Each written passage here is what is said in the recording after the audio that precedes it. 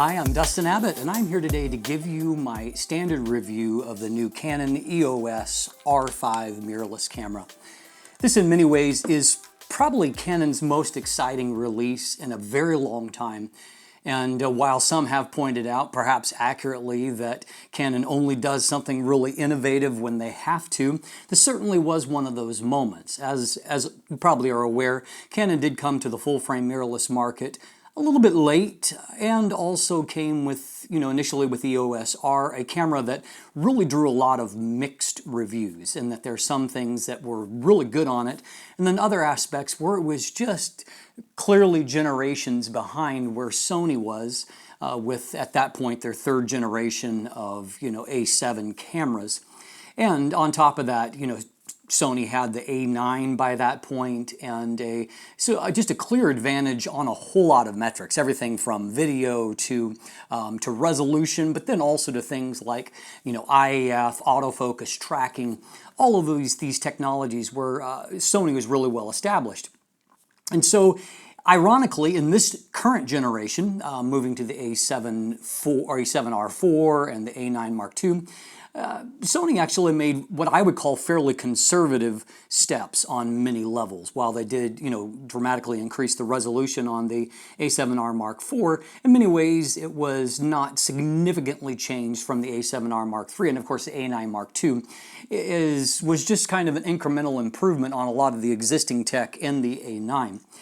And so here you have Canon actually releasing what is much more of a typical Sony type release, to where the list of potential specs on the camera almost seemed, when they were initially rumored and came out, they seemed almost unrealistic, because it seemed very un-Canon for so much technology to be packed into one camera.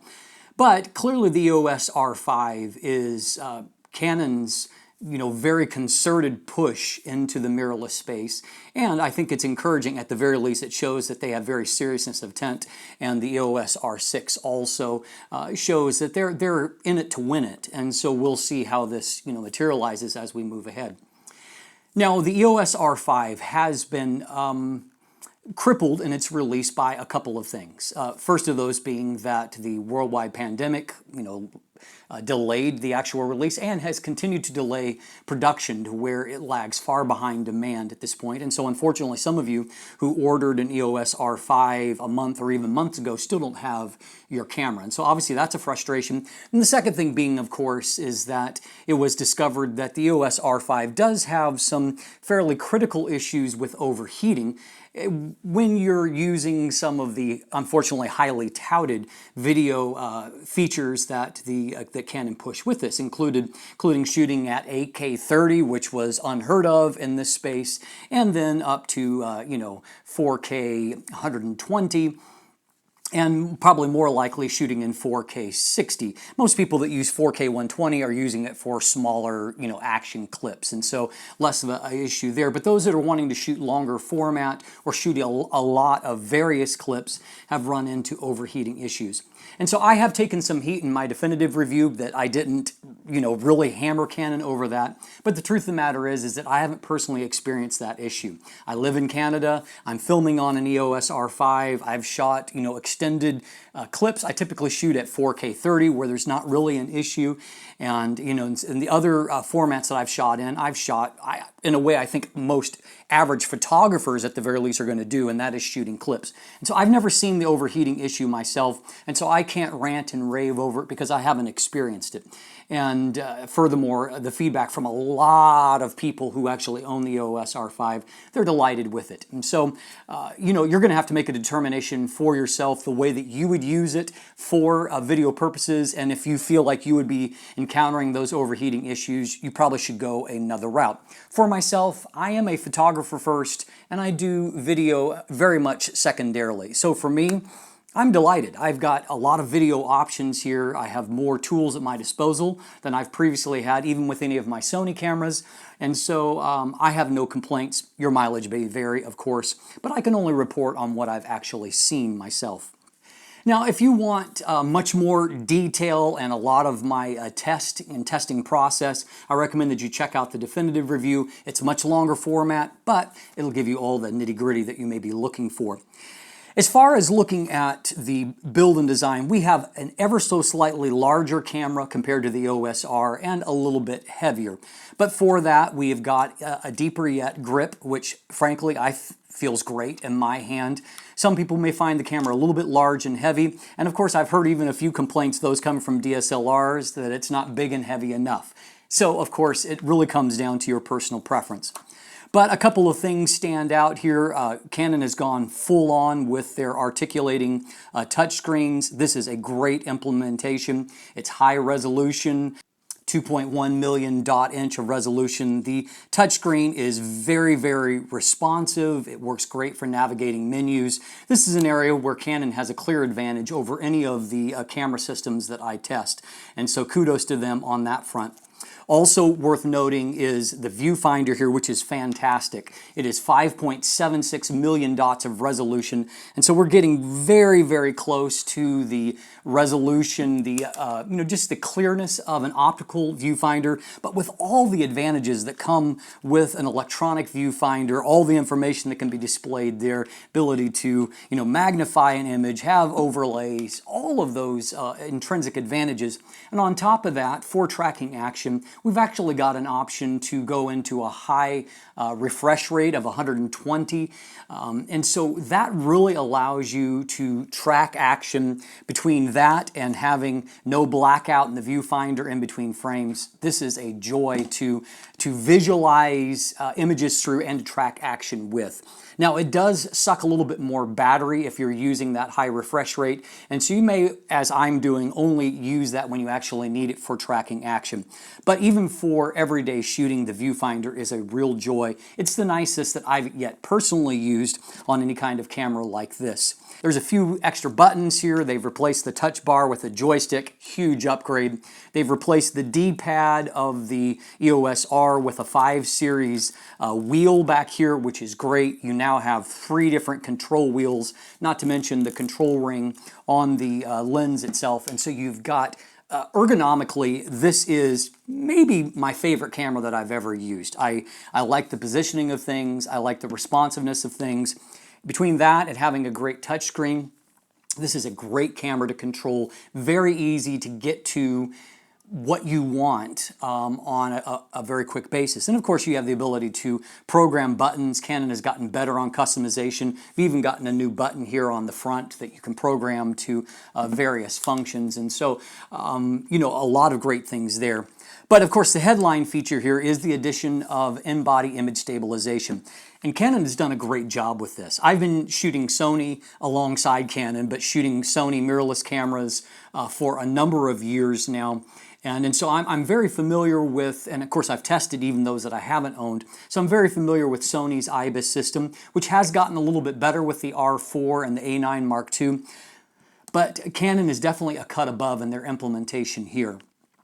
First of all, your rating is higher, and depending upon the lens, there's some lenses, including some that have no lens stabilization, like the 85mm f1.2, where Canon claims up to 8 stops of hand-holding stabilization with lenses like that, and of course others with that actually do have a stabilizer built in. But the lowest rating that we're seeing is around 6 stops, and so I mean, that's really, really impressive figures. And there's no question this system works really well. I think maybe my standout for that was I own the IRIX 150mm f2.8. It's a great lens on a tripod, but really hard to use handheld. No image stabilization. It's manual focus only. And so on other cameras, you could forget hand holding it. But I find on the EOS R5 that I can actually have a great stability in the viewfinder. It makes manually focusing much easier, and I've been able to handhold surprisingly low shutter speeds with that combination, and so that just tells me how great a job it's doing. For example, here, if I put on the EF 35mm f1.4L Mark II, no image stabilization in the lens itself, but you can see a dramatic difference in these shots if I have the IBIS on or off. And so it does a great job. And when paired with lenses that do have stabilization, like for example this 15 to 35mm f2.8 LIS, you can see that while this footage is not quite gimbal smooth, it's pretty good for walking with a camera, which typically does not give you very pleasing footage. And so I really do think that Canon's done a great job in the implementation of the IS here, the in-body image stabilization. Now, do recognize that there are some third-party lenses that are going to require a firmware update to be compatible. Whenever Canon does a major change like this to the focus properties and the architecture of the camera, it sometimes does cause a few glitches with third-party lenses. Fortunately, these days, most of them have a system in place for getting out firmware updates, and so I don't suspect this is going to be a long-term problem. It will be a fixable problem, but it may require a little bit of elbow grease on your part to get that done. But overall, I think ergonomics, we've got a great camera here. The IBIS works great. Also, really incredible is the autofocus system here. I actually think that the autofocus may be the most impressive aspect of this camera. The autofocus system is nearly 6,000 different focus points, but a little over 1,000 different focus zones. And so you've basically got the whole frame covered. You've got tracking across the whole frame. You've got amazing sensitivity down to -6 EV up to a +20 EV. So 26 stops of lighting situations that you can shoot in. And -6 EV is the amount of light equivalent to a half moon, almost like a crescent moon. And so if you think about being outside in that kind of lighting conditions, that's the kind of light you can shoot in. Case in point is last night I was testing a rear filter system for the Samyang 14mm f2.8 RF mount. And so I actually had a 10-stop ND filter. I was shooting at twilight, and so just to give you an idea, to get to proper exposure value, I needed about a minute of exposure, and yet I was able actually to autofocus without hesitation under that circumstance. And so it tells me just how sensitive this autofocus system is. Beyond that, you have the capability of focusing with a maximum aperture as small as f/22. And so, I mean, that just means that under almost any circumstance, this camera is going to be able to autofocus, which obviously is incredibly useful if you're an event, a wedding, a portrait photographer, a wildlife photographer. Even when you're operating on the margins, this autofocus system is going to work for you. On top of that, you now have full-time tracking with a mechanical shutter of up to 12 frames per second, and you can see what that looks like firing off here. And then, and I found my tracking was really impressive. I used the 70 to 200 millimeter f2.8 RF lens, and with that mechanical shutter, I had basically flawless tracking throughout. On top of that, you can go up to an electronic shutter and get 20 frames per second, and you basically won't hear anything. This is what it sounds like. It's completely silent, but what is happening is just frame after frame is being fired off. And then you could see from this tracking sequence, I just got a lot of extra images. Over that brief run of the dog coming towards me, I had about 140 frames in that sequence. And so it just really fires them off one after another. All of this without blackout in the viewfinder, and just great tracking as your subject moves across the frame. I found it really effortless for shooting birds around my backyard feeder. It just really is the autofocus system is a joy to use. It's a joy to use for portraits. IAF works extremely well. Pet IAF works well. This is a portrait photographer, a wildlife or sports photographer's dream in terms of the autofocus system. Really great. And Canon has managed to give us deep buffers that, while aren't quite as deep as what Sony gives on the A9 Mark II, they're more in that range than competing cameras. And so, I mean, you're able to get a lot of frames. And if you shoot with Canon's C-RAW, for example, you can actually get somewhere around 260, 270 compressed RAW files when tracking that action, and you can get 350 JPEG images. And so, I mean, that's a deep enough buffer, I think, for most people under most circumstances. And so, really impressive on that front. As far as the image quality, the sensor quality, we've got a 45 megapixel sensor here, a brand new sensor from Canon that basically manages to improve in a number of metrics. And so first of all, obviously that's a tremendous amount of resolution, and while you don't have medium RAW and S RAW like you used to, what Canon has given you is a compressed RAW option, so a little bit more like Sony actually on that. It's still 45 megapixels, but you're on average saving a little over 40% in file size, and so it means that file size is not an issue. And as you can see from these shots, I tried to find a difference between the quality, and I just wasn't able to find it. And so I think most people under most circumstances can shoot in compressed RAW and frankly never know the difference. Maybe pull out the full RAW on your most critical of shots where there might be some extreme that you might get a little bit of extra information. But overall, these are really highly detailed images, and as you can see, you have the ability to deeply crop and basically create a still high resolution photograph from within a photograph. And so I find that resolution very, very useful, particularly when you consider the fact that you aren't actually sacrificing much of anything to get that resolution. When it comes to the ISO performance, the EOS R5 actually has a broader natural ISO range than what the EOS R does, all the way up to 51,200.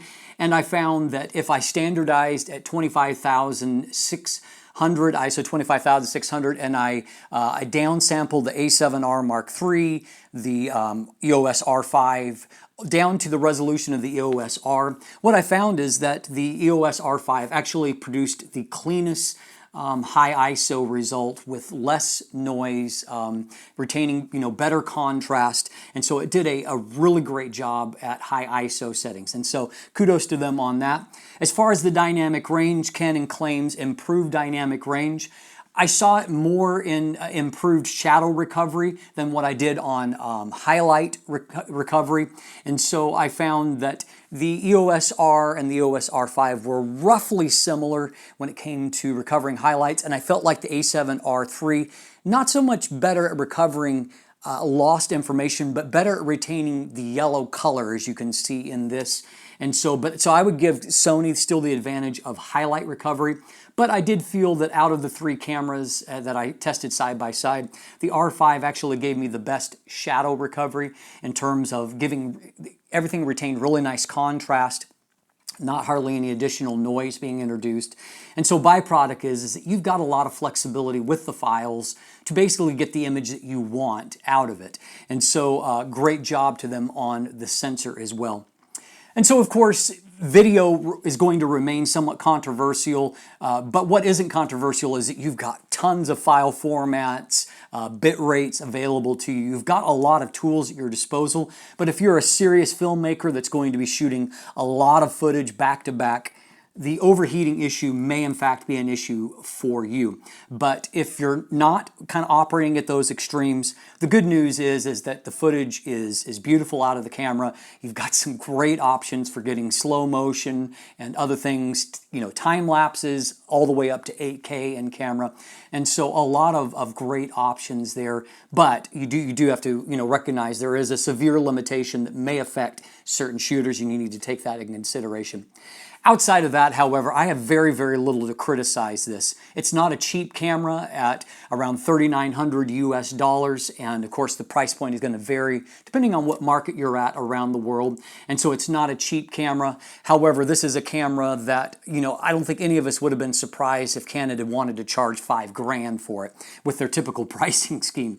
And so all things considered, I think it's actually a pretty fair value for how much tech and capability is packed into this camera. This is easily the most versatile, I think, fully featured camera that Canon has ever produced, and frankly, I'm finding it a joy to use. And so at the end of the day, I have a lot to praise, little to criticize, and I hope that this review has helped you to make a little bit more informed decision. If you want more information, you can look in the description down below, and you can find linkage to my full text review, also linkage to an image gallery if you want to look at some photos. Beyond that, there are buying links there. There's also linkage to follow me on social media, to become a patron, or to sign up for my newsletter. And if you haven't already, please click that subscribe button right here on YouTube. Thanks for watching. Have a great day.